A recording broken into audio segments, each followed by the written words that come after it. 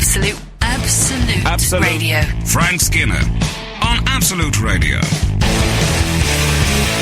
This is Frank Skinner on Absolute Radio with Emily Dean and Alan Cochrane. Hi, Frank. Trying to give it a bit of extra energy. Good morning. What do you think? Morning. You know, it's a breakfast show. It's what people want. Yeah, absolutely. And if you want to text us, why not try 81215? That number again, 81215. So people at home saying, this is more like it. Yeah. This is more like it. Getting the breakfast rhythms. Yeah, he's full of pep and vigour. Fabulous. So the Olympic flame. You're so excited about this, aren't you? Oh, well. It isn't the nation. No. Oh, really? I'm not, but we'll come to that presently. I watched it arrive on the One. I watched the One show. Did you, darling? Yeah. I watched that last night. It was brought in by... I thought this was a bit... protocol gone a bit askew. Oh, yeah. Because it arrived on the plane, the Olympic flame, with Princess Anne and David Beckham.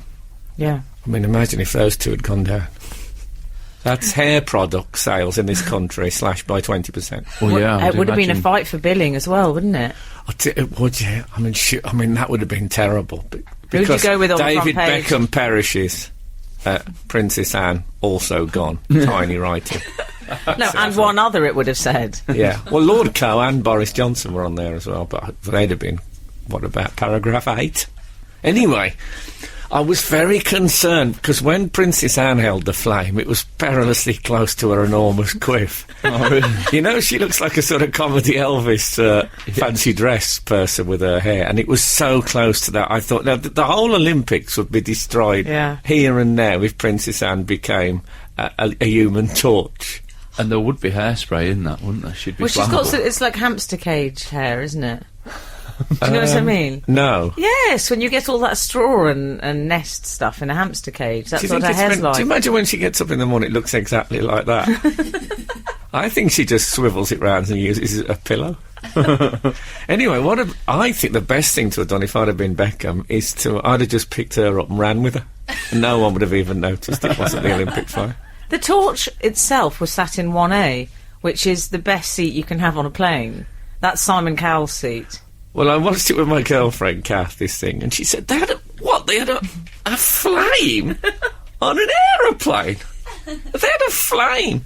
And I thought, people used to smoke on aeroplanes like 15 years ago. It's quite... But nowadays they need special dispensation, which is a phrase I like. I reckon someone stood with it in the toilet. And there is no alarm in there at all. Oh, really? That's, you know, we're talking about things we don't believe in. I don't believe there's an alarm in the toilet. I like alarms. I thought of one of those. Michael Fassbender. I just keep reading articles about him and seeing you don't believe in him? I don't believe he exists. I've never seen any film with him in. I think he's like a PR stunt. Fassbender. He was in one of the worst films I've ever seen. Really? What was that? Called The Dangerous Method. Okay. With, is it about... Don't say that, because I panic and think one of my friends will have written it. Is it about flying with Keira Knightley's in it. Is she one of your friends? No. Okay. She was in it. She played a sheet of A4. Rather well, I thought. So, yeah, the flame, I saw it. I watched it being picked up at Greece. In Greece, at, Mount Olympus and all that. Oh, yeah. That's right. In Greece, let's face it, they could have just, took it from a shop. Of smouldering premises in Athens and brought that, because there'll be flames all over Britain come this summer when the riots come back. I mean, when this weather finally disappears, it'll be riot city again. Frank, they said it was lit by the sun's rays. Yeah. I don't believe that. Oh no, that'll be a lie. Of course it's a lie. Because you can't do that. I tried that with a magnifying glass and the ants as a child. Really? It doesn't work. You didn't do that with the ants. That's so cruel. You didn't... I know, but it's what we did at my school. Yeah, I did it. My dog had a bald spot, and we could not resist that with a magnifying glass. Oh, and I was cruel with anonymous ants. Yeah, but remember, he was never going to die from this. He was only going to be aggravated. An ant... It's good night nurse with an ant. I think it's a good job though that they use that sun's rays system, because Greece can't really afford the fuel to light the torch anymore. No, it's true. They could just burn euros, I suppose. There wasn't sun's rays. There was an old man with a bic. That's what there was. Well, I actually think, and I've never thought this before, that David Beckham didn't look so great. Oh no. Do you know what, Frank? I'm prepared to join you on that. He looked a bit Dutch royal family or something. If they had the beard's a mistake, isn't it? It's a Prince Michael of Kent. Because if you had to pick a flaw, if you saw David Beckham naked, first of all, you'd be overawed by his natural physical beauty. And then you'd think, though, I have to say, he has got a slightly collapsed mouth. Right? It's just gone down. It's just one end. But you think, well, he's so beautiful, it doesn't matter. But what he's done is he's built a sort of beard frame for the mouth to lay emphasis on it. So all you really look at now is the collapsed mouth. And it's terrible. It's like, if you can imagine approaching a forest with a broken down gate in the foreground. Absolute Radio. Frank Skinner on Absolute Radio. Right, we've had a text in on 81215. Good. This is from Amanda. She's one of your regulars, actually. Amanda. I wonder if she knows that song by Stuart Gillis. Oh, okay. She says, congratulations on your new contract with Absolute. Thank you very much. Is this a text that's meant for just you, right? It's come through the switchboard. Yeah. Can you not use this for your personal correspondence, please? Sorry about that. And so too with Alun and Emily. And another bonus. Oh. No. Not an actual bonus, sadly. Oh, no. We get you all for an extra hour. How good is that, she says. Well, that's the big question. That is not this week's texting, by the way. How good is that? Not very good at all, some might say. Well, no, thank you very much for that, Amanda. Yes, we are, in I think the first show in June, we're becoming a 3-hour spectacular instead of a 2. I know there's people groaning at home at that. Why you... Anyway, I'm very excited about it. Because often when the show ends, I think, oh, no. No. Well, usually when the show ends and we go for breakfast, we're really hysterical, aren't we? That's the point that we reach our nadir. I can't tell you. It's most of my best work is done off air. I've always thought that. You people, you got no idea how funny I am. But not that funny, because it turns out we only won a bronze at the Sonys. Oh. Yes. Oh, well, that's fine. That's still a nice thing to win. I found it makes a lovely chunky coaster.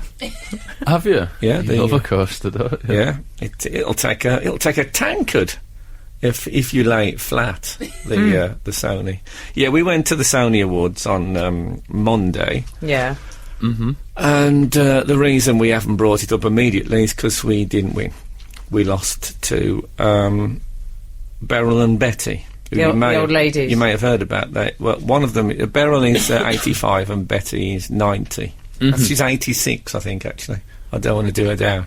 She only looks 85. Yeah. So...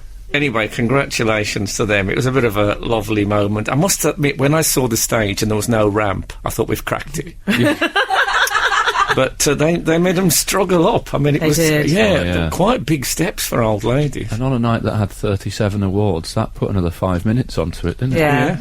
Quite big steps for old ladies. Is that what Neil Armstrong said in 1969? Yeah, exactly. They've polished it up a bit. I think that's what he made said. a mistake on that. Do you know that? Who did? Neil Armstrong? Yeah, he did, yeah. Anyway, just say. Chris Evans was on good form, though, He I thought. meant to say, for a man.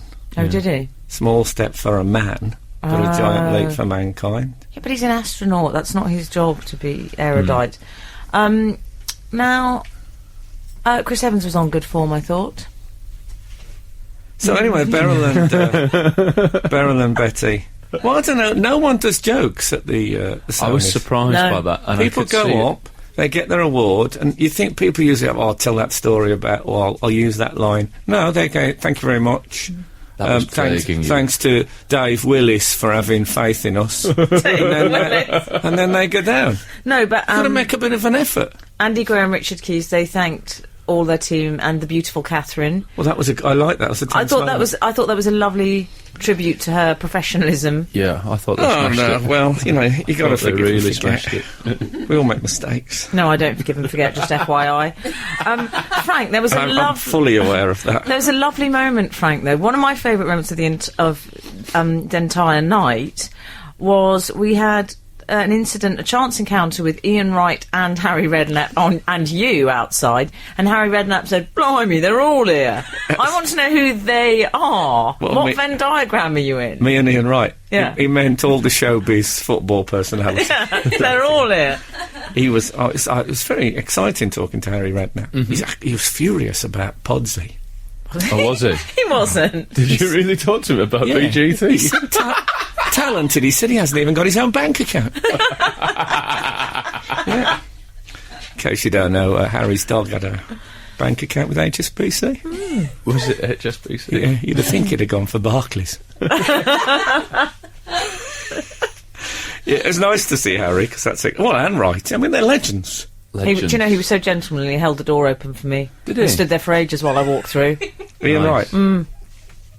What do you Stood think? there watching me walk through. I thought that was really What do you nice. mean, watching you in a sort of a why? No, he's lovely, actually. I love Because him. they're not always, the football. Right, I don't know. But I'm not saying that because he works for this thing, but I've always found him to be a very lovely man. Yeah. And Daisy, our producer, said that he smelt lovely, which I didn't notice. Well, she got up very close. She did. What did he smell of? Righty? Cocoa butter. I don't. No, I'm just asking. We're all tense now. Is that trying to work out if Why is that's that racist? tense? Or we're just going to work out if that's not racist. We'll be tense. back in a minute. Frank Skinner on Absolute Radio. Absolute Radio. Frank, we were talking about the Sonys. And what about when I got blanked? That was awful, wasn't it? I don't think I've ever seen you blank before. Well, I've seen you blank, but never blanked.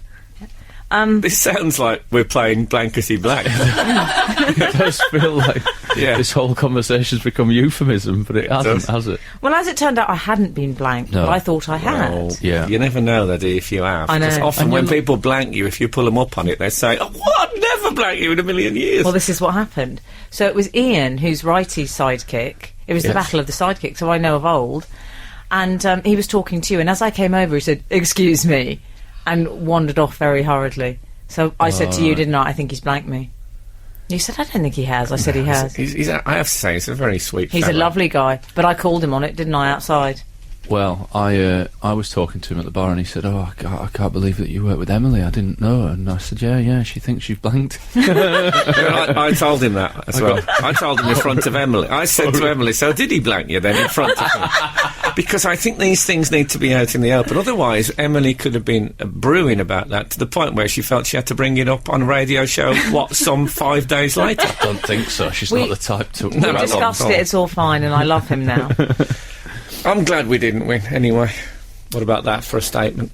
Why? Well, I would have felt bad beating the old ladies. Is that a euphemism? No. Wouldn't you have felt? I would have felt really sorry. They were sitting right at the front. So I'd have Lovely looked at speech them. they gave. They were sitting right at the front. They That were was a big sweet, clue, wasn't it? But I would have felt. I'd have felt like. Well, actually, like Podsy the dog. I'd have felt like Podsy the dog felt when he beat that lovely fat lad. I bet there was a bit of guilt. Lovely fat lad. Well, he was such a sweet guy, that singer guy, and he didn't win. I hope he remembers that. What's her name didn't win? Susan Boyle. No, true. True And that. she bounced back. Yeah. I think if we'd have won it, I'd have given it up. Given it up to the old ladies. Yeah. Yeah. Well, in many ways, that dancing dog is going to give up its future musical career to the fat lad from BGT, innit? Like, because the dancing dog's not going to get a record contract that Simon Cowell can offer. No, but us. it'll work forever. It will. It will. You mean there'll be other dogs? I think Absolute have already been in touch. Have they? Yeah.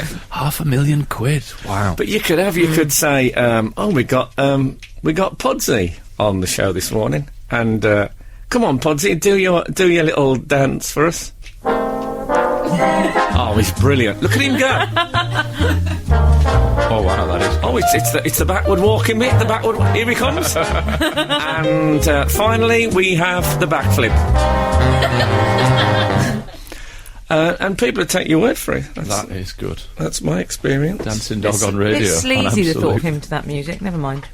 We've had an email in just titled Emily. Emily. Oh, hang on. Emily. Can I just settle in my chair, Yes. please? But sit back and enjoy this. I think you'll like it. Emily, loveliest Emily. It's from an Antipodean, we suspect. Okay. Emily, loveliest Emily. I hear you every Saturday. Emily, will you marry me? Oh, whoa. I mean, he's gone in second line with marriage proposal. Yeah. Ian Stone is overreacting. Okay. Okay, you didn't blank her. There's no need to go to this extreme. Well, the next line reveals it's not Ian Stone. I'm a French teacher. I'm 31. Lovely. I speak French and Italian. Lovely. I play the guitar. I could play for you. I like Marcel Proust. It is Proust, is it? Oh, I like Marcel Proust. Not Proust. I know I made a Descartes mistake a few weeks ago. I like Marcel Proust and Italian films. Oh. At least, if not marriage, would you go out with me? You're so sexy. Bye. I think that's the... I think chronologically, I always favour going out before marriage. Exactly. I mean, not in all cultures, but... No, there's some... No, exactly. That's very charming. What It a is. lovely man. I like it all until the last two lines. I don't What don't you like? I don't like "you're so sexy" or "bye!" exclamation mark. I always like it all until the last two lines. You don't like "You're so sexy"? I just think... Bit right said Fred. yeah. Yes, I understand. It's one of those French words. teacher, though, that'd be quite... Yeah, French teacher. 31, that'd be quite... Yeah. It would. Do you remember... We've gone back to Blankety Blank again. Do you remember Brian Glover, the actor? Yeah. He was a French teacher, and Oh, don't put me off. he used to wrestle. He started wrestling part-time, and he said to the MC bloke, he said, I'm Brian Glover. And the bloke said, that's no good as a name. Need something better than that. He said, what do you do for a living? He said, I'm a French teacher. He said, OK, that'll do. And he said, ladies and gentlemen, Leon Harris, the man from Paris. And that's what he became. You can use that. Frank Skinner. on Absolute Radio. Absolute Radio. Frank, I've been lying this week. It happens. Don't look so alarmed. Have you been telling people that we won the gold? Gold's rather vulgar, I find, anyway. No, I was with my niece, Mimi, who's a bit of a friend of the show. Yes. And I was detangling her hair. I had a bit of an emergency session. It was terrible. I mean, it was very stig of the dump. You know what they get like. She's 10, right, currently. Yeah. So, and she's not best friends with serums and hair conditioners, really. It's a little bit early. But you know, tangles are just a hazard. One of these hazards when you're a child. But I decided I thought we'd start detangling. As I was doing it, I said, Mimi, you've got to keep an eye on this. I said, you look like Tim Minchin. She said. Did she know who that was? Well, when I explained he wrote Matilda, Oh, of course she said, "Cool." He's got the child. She said, child "Cool." in it, I should have yeah. gone Spectre. Should have gone Phil Spector. No, then what about when you had to explain who that was? You know that murderer man, that unstable murderer man. Yes, they don't. So anyway, what I decided to do, I said, you've got to brush your hair so this doesn't happen again. And I thought, I'll come up with a deterrent. She said, why? I said, Mimi, if you don't brush your hair come regularly... up with a detergent? I said, it will all fall out. And You she said looked... that her hair will fall out. Yes. If she doesn't. Isn't that true, though, if you don't No. brush your hair regularly? I said, if you before don't brush it every night, that's not true. that? Okay. I don't What if she's listening to this now? I hope she is. She'll know you're a liar. Yeah, she'll never believe anything you tell her Liar, ever liar, again. pants on fire. She, so anyway, so I told her that lie, and she believed it, and now I feel slightly awful. I mean, I do. I think do. lying to children's all right, isn't it? Is there? Yeah. Yeah. Well, I think it's part of it. I think it's part of being an adult in the company of children. Especially as a parent, you have to pretend that you're together. Like when they ask you questions, you have to pretend that you are an authority figure on anything. You can't just go... I'm fine with that. You can't just go, I don't know. I'm an idiot. I just stumbled on... That's never occurred to me before, of course. You have to know everything. Yeah, It's a yeah. shame, isn't it? Stephen Yeah. Fry's never had children. Well, you course he say that does know actually, everything. but to be honest, Well, but Frank, no, I find. but he would know the answer to everything. I think he's got some secret Google thing. I don't. But that's another thing I don't believe. I don't believe he knows all those things. No. Yeah. Those cards are a bit of a giveaway that he uses on QI. Well, I was told that no end of lies. What were you told? I was told, the usual, that if you swallow chewing gum, it gunges your insides up and you die. Oh yeah. You know that, and I still to this day spit out chewing gum. I won't swallow it. That if you eat the yellow bit from inside the pomegranate, you die. Really? They were mainly death threats. I'm impressed that you were eating pomegranates. Oh yeah, That was a sophisticated fruit. no, as with most of the popular fruits nowadays, I remember them first arriving on these shores. I remember when breadfruit came back with a bounty. It was John Tradescent, I think, who brought the original breadfruit into England in the 18th century. Is this true, or God, I is was this... dancing He's in doing the a streets. Stephen Fry. I went through a phase of, I used to ask my dad all the time, anyone on telly, I'd say, how much does he earn and does he like kids? I asked that, I still ask that. No, but I used to ask my dad that about everyone. Right. And I remember... And did your dad answer it every Yeah, but time? then he started making it up, because of course he didn't know. So I remember Terry Wogan, I always remember it was £1 million and no. Those were the answers to that. £1 million and no. Yeah, he said he earns £1 million. My dad told me that Muhammad Ali was Catholic. No, that can't be. I mean, the name suggests otherwise, doesn't it? Sounds like your dad was pretty keen on the Catholic propaganda. He liked to gather his Catholics, my dad. You know the way homosexuals will always say, of course he's gay. They're always looking for extra recruits. Well, that's what my dad was. My dad was always like, Elvis, he's a good Catholic. I don't think he is, Dad. Oh, well, yes, he is.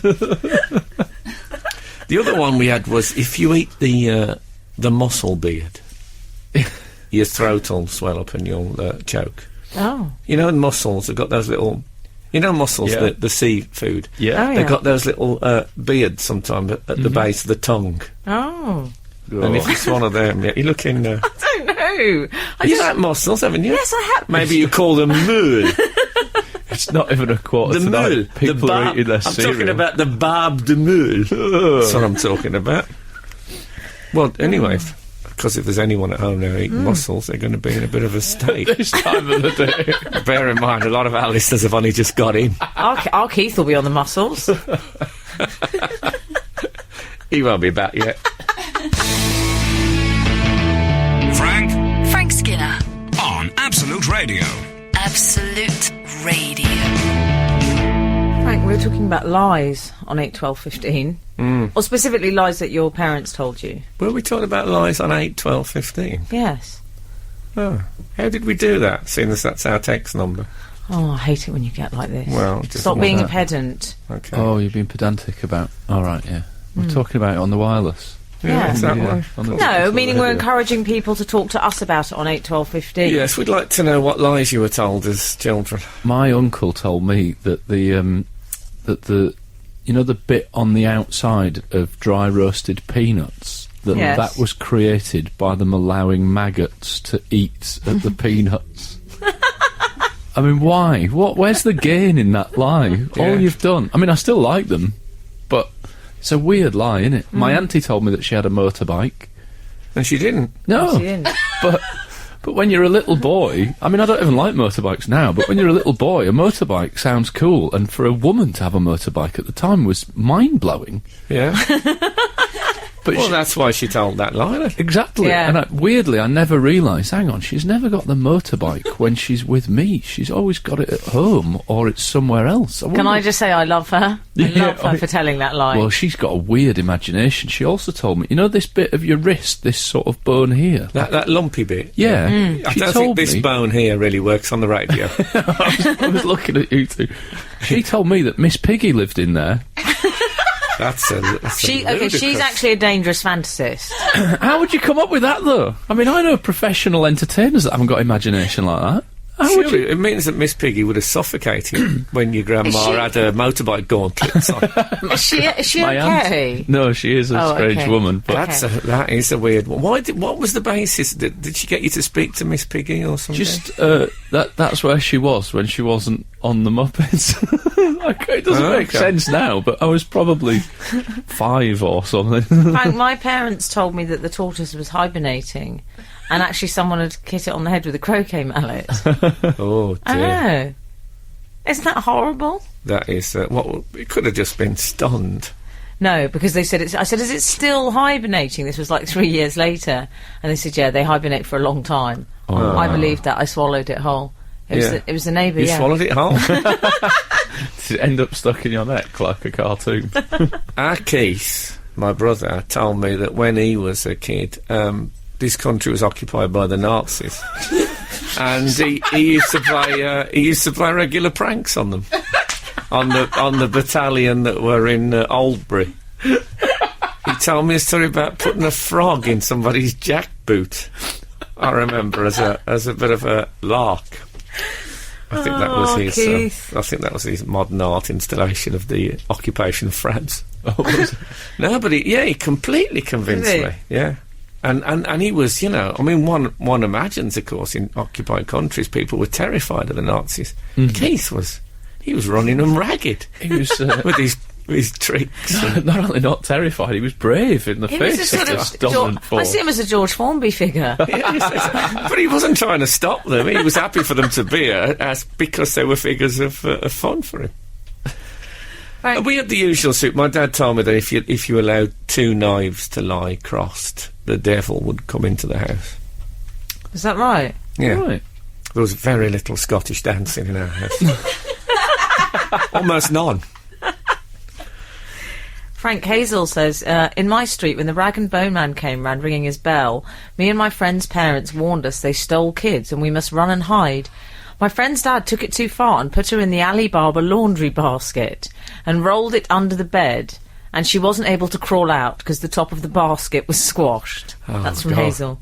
I love the Alibaba laundry basket. Yeah, I remember those things. Not that we had one, but I saw them from afar. You've still got one. We've got one now, yeah. You should check it. Is it like a wicker basket that's Make got, sure Hazel's not in there. got the lid on it? Is Yes, that what we're talking that's about? right. Oh, okay. For a second I thought it must be something else there. It looks like it could house a cobra in some sort of Exactly, yeah. street act. Ours doesn't have it. Ours has just got Miss Piggy in it. We've got a text in from Nugget. I'll tell you that at the start, but it's about or as breadfruit. Emily's new admirer would call him, Nougat. Morning, Mr. Radio. Congrats on the silver Sony, not to be sniffed at. Can I just say it was bronze? It was Exactly. fine. I which don't. is Perhaps to we be didn't make sniffed that at. clear. Did we try and kid that we were second? Adam Yeah. and Joe were second. We were were they? way down the pecking order. Anyway, wasn't it Sir Joseph Banks who was the first to bring the breadfruit to Britain on his return from his voyage with Captain James Cook around 1769? Who did you say it was? I thought it was John Tradescant. Oh, right. Anyway, he's- Maybe I mean, I think one can have so many disputes about the introducing of foodstuffs into the country. I'll give you that. And then if that's But the thing I like about it is he's put, sorry for being a pedant, but I can't help myself. Regards to all Stephen Fry. He's joined in the little joke there.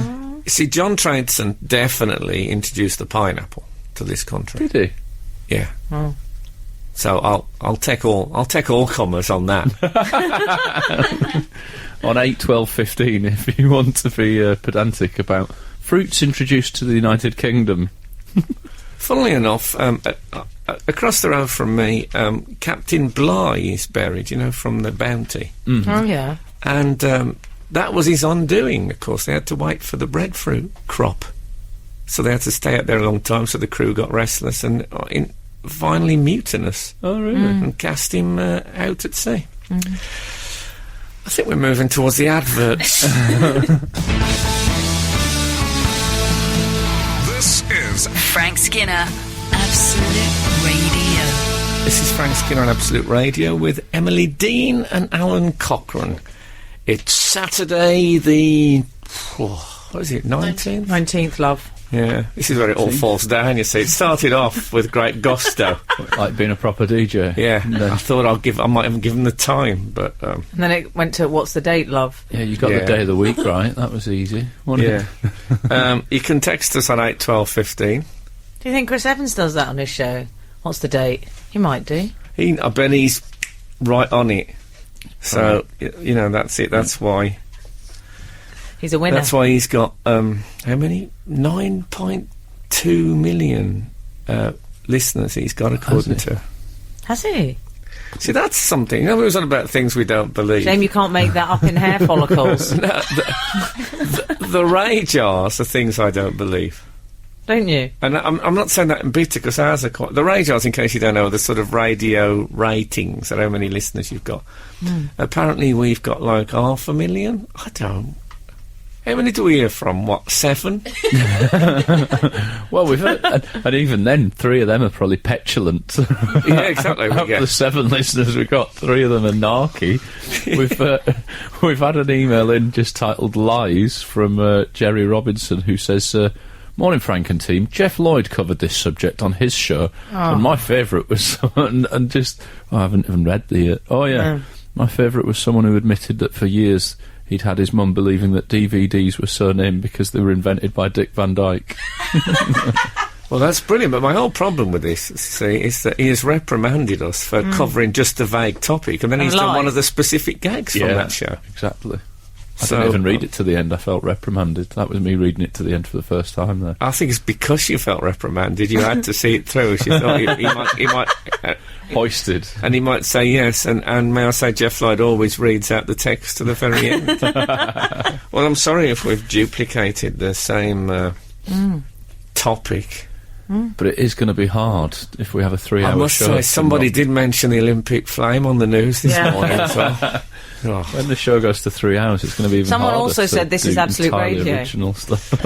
I'd like to know how much material Jeff Lloyd does about the introduction of breadfruit into this country. If we're going to talk about original topics. Anyway, thanks for that. I don't mind the occasional stern reprimand. Do you know what? And I don't mind the occasional crossover. I live for it. We've also had some emails in, Frank. Phil was talking about... this is lie connected, actually, so many apologies, Jerry Robinson. Oh, and, I mean, Jeff Lloyd is soon going to be found in the patents office. And what about KLF Unbelievable? Hey, that's wrong. We were Actually, talking... that was before Jeff Lloyd. Jeff Lloyd's ripped them off. Yeah. Carry on. We were talking recently about being struck by lightning. I don't know if it was on a podcast or on the... Well, we actually did a thing about stuff we don't believe. That was it, yeah. Which, again, was treading on Jeff's toes. Sorry, I'm going to go on. Yes, things that everyone believes that we don't believe. And one of the things people said, someone sent in, was they didn't believe anyone was ever struck by lightning. Yeah. Because they'd never met anyone, had they? And Phil says, are absolute listeners allowed to be struck by lightning twice, given the no repeat guarantee? I Very quite good. like that, That's Phil. absolutely I think good. that's quite fine. We also had one... Can I say I was... Struck by lightning. Liar. On the subject of lies, I'm going back to it, lies told Yeah. by children. It's just reminded me. I used to eat... This seems incredible to me now, but this is absolutely true. I used to eat raw sausages when I was a kid. Oh. And someone at school told me that they'd got little worms in them and that they ate your insides away, so I stopped doing it. Now, I'm wondering now, I assumed, I went through a period of believing it, then I went through a period of later in life thinking that was obviously a lie, and now, as I say, I'm thinking, well, maybe there is some sort of... You're not supposed to eat raw sausages. Or tapeworm, maybe. Was raw sausages is not the norm, is it? No. As a Raw snack. sausages is not the norm. It won't be the No. official snack food of the 2012 Olympics, raw sausages. No. And as someone about to voyage into parenthood, you should know now, raw sausages is not an appropriate snack. And I tell you what I used to do, after I'd eaten like the top 2/3, I used to get my thumb and finger and squeeze the meat out of its plastic sheath. Like the children do now with my a mouth. yoghurty I don't think I've tube. ever felt so ill on so many levels. Yeah. Oh. Yeah, I forgot that. I was a regular raw sausage eater. This is Frank Skinner, Absolute Radio. Frank, did you see... Did you see with Ludovic Kennedy? What a great show that was. Ludo, his friends called him. Yes, including my parents. Kristen Stewart. I never know whether it's Kristen or Kirsten. Perhaps it's Kristen. The Twilight Girl. Yes, the rather Let's call beautiful goth Kristen. girl. Beautiful but gawky, Oh, I think. Gorky Okay. with a W. Yeah. Right. Yeah. Just a bit angular, is that what you mean? I mean, she's a little bit gauche. Oh, she goes. She's a bit awkward in her own skin, in a lovely way. That's what I love about Kirsten Yes, Stewart. I like that in a human being in general. I think that... Like a Ron Mueck sculpture. Have you seen them? Yes, Yeah. they're lovely. I have. But I don't think of him as a tall gawky. Okay. It's the worst possible example. I thought it was a good one. Nevertheless, no, she's one of those. She is a beautiful young woman, but she doesn't look at all at home in an elaborate gown. You know, when she's on the red carpet. Well, Not at all. Frank. She looks like I don't know if I talked about this topic the other week. Do you know that Victorians used to take photographs of Yorkshire Terriers in ball gowns and three-piece suits? With Yes, I approved of that. Yeah, that's what Kirsten Stewart looks a bit like. She's not like someone's seized upon her and forced her into a posh frock. In a booth. Yeah. Well, actually, Frank, you're very on the money, because she was photographed only this week in a very long posh ball gown, but then she was busted by the paparazzi because she was doing what I call the swap. Ladies call the swap. She was a swapper. She was taking her trainers off and putting her heels on. Because we do that all the time. You're probably unaware of this. Well, I see, sometimes you see people sort of walking home in London, and you see women walking in posh office suits and big white trainers. I love that. Walk in their Can I heels, just say I love that? You love that look. It's very sort of Katie Hill presenting Blue Peter. I don't think of it as a look. I just love the functionality of it, of them going, I've finished work, now I'm going to put my Brooks running shoes on and jog to the train or whatever it is. Have you ever witnessed an actual swap, though, either of you? I've never Because seen let me it tell you, happen. I have locations all over London I do this in. Do you Really? I came, Frank, with your sister-in-law, Rachel. We came to Absolute Radio and used it as a swapping location. Just to put your trainers, Yes. to put your heels Security guard looked at us with a certain amount of judgment. I didn't care. on. Huh? Sometimes Piccadilly Circus, I do it there often. Where in Piccadilly Circus? It's quite near where there's Piccadilly some- Circus Top the shop. last place. It's like, well, it's like Piccadilly Circus. No, Frank, just in the tube, underneath where the men's sort of toilets are. It's near there. That sounds bad. but Yeah, a little seat. Is there a bench or something? Is that There's just a little area. There's a little seat in the men's toilet. vestibule? Oh, well, I mean, have you ever considered just wearing comfortable shoes per se? No, because I don't really like Sandy Toksvig chic. So no. That's... I know I love Sandy Toksvig, Well, but I'm yes. short, like her, and I like height. Is there no such thing as a comfortable heel? Is that... A wedge is better. A wedge is better than a But if they're stiletto. wearing killer heels, then it's going to be uncomfortable. So they're going to have It's to go awful. there in their Nikes or Converse or whatever they've. Yeah. You see, I think my girlfriend's not big on heels, and she always says that since she's moved to London, she doesn't like the idea of wearing shoes that you couldn't run off in. That gives a little hint as to how she sees this city, this great city. And that is a problem. I can Yeah. imagine. Say if we'd left the Sonys, and a runaway truck was coming down Park Lane, hurtling down Park Lane, heading towards Emily, she'd have to just taken it. Yeah. You couldn't scamper in those heels. No, God. No. Whereas I'd have been off like Usain Bolt in my black Clarks. I would have. And Frank in his trainers and cloak, we wouldn't have seen him for dust. By the way, I don't like trainers with a suit. I like it on ladies when they're Russian, but I don't like people who When they're make Russian? No, you can't. We like Russian ladies with trainers. I've often thought I'd love to go for trainers and a suit, but no. when they make the decision. Oh, I don't If like I- that. if I was a That's a bit member of- Absolute Radio DJ. If I was a member of Squeeze, Right, yeah. I'd be all right. I'd wear a T-shirt, trainers and a suit. Because Yeah. I've got lots of suits, but I'd love to be able to wear a T-shirt and that underneath. Oh, I don't, But yeah, you it's can't. not for You me. can't. It's wrong. It's wrong. Frank Skinner.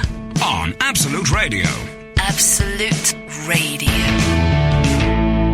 It's a constant mystery to me on this show what makes people text in. Well, and me. I mean, Usually- every time we set up a texting, it's a terrible failure. Usually, if we make a mistake, Well, it's only because Jeff Lloyd steals all our ideas first. No, we steal his Oh, ideas. yeah. But today, your description of how in your childhood you ate raw sausages has created a mailstrom. We've had many An many email different- strum. Yeah, an email strum. Very good.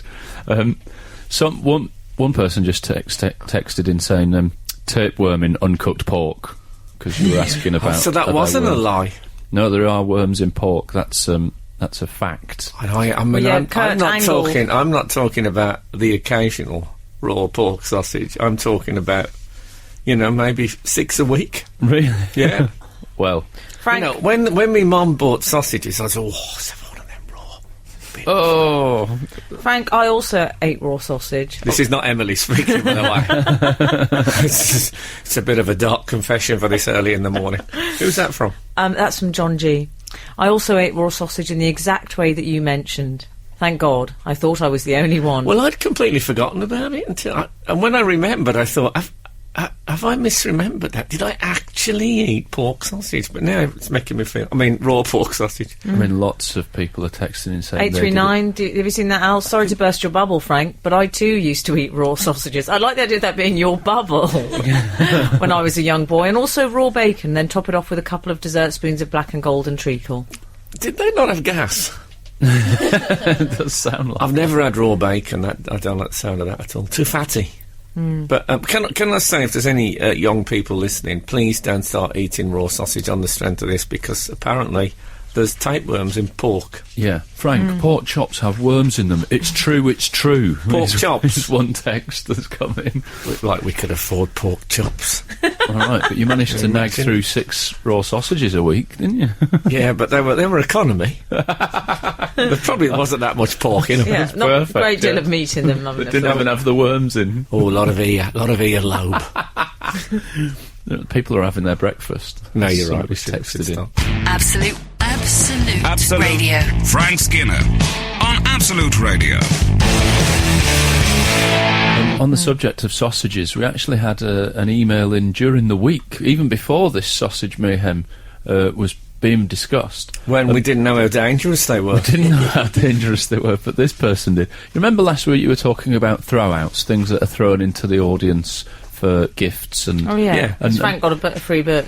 And we were inundated with people telling us about, inflatable bananas that they'd received and whatnot. Anyway, best throwout ever is the title of this email. West Brom played Swansea at the Hawthorns in the early 1980s. The match was sponsored by a local butcher's. At half-time, a lorry went round the touchline and packs of sausages were thrown to the crowd. I love that lorry. At the Smethwick end, a few hundred Swansea supporters eagerly grabbed their free sausages and filled their pockets with food. Brackets, it was a grim time in the valleys, close brackets. A full house of Albion fans also eagerly received their sausages. At the start of the second half, as the Swansea goalkeeper ran to take his place in goal in front of the massed ranks of Albion fans, the sky darkened as a barrage of thousands of sausages rained down on the goal area. Strings of sausages dangled from the netting, and the penalty area was a sea of meat. Oh, he's got a turn of phrase, hasn't he? It's making my mouth water. Can you imagine you as a young lad? You would have filled your boots. I'd have been plucking them out the air as they came. He said, absolutely wonderful, the funniest thing I've seen at a football ground. Mike Short. Well, you need to come to Huddersfield Town and see the dizzy penalties at half-time. But well, that's that is the best throwout ever. I have to say, if anyone who's listening to this in the third world probably doesn't think it's that funny, and I apologise to them. But I've never. Not only was I not. I'm sure it would have stuck in my memory, but no one's ever mentioned it. No, Frank, it was the 80s. I'm just worried about that period of time in your life. You're right, I forgot the 80s. I know. I'm actually now... Yes, we know you forgot the 80s. I'm one of the few people who's using Absolute 80s as sort of revision. That'd be great. It's in between the songs. Says that. Who's this Michael Jackson? No, I am. I was drunk in the 80s, and I remember very, very little about it. Wouldn't that be good if you did listen to Absolute 80s, and in between the songs they just told stories from your life that you couldn't remember? No, that would be very, very handy. I don't know, actually, if that would be a good thing. I'll tell you what I never did try. Do you remember someone sent in that said if you microwave a pork pie, it melts the jelly, and you can eat it with a spoon. Yeah, and it's like the sort of savoury version of a Coke float. The little ball of pork is bobbing.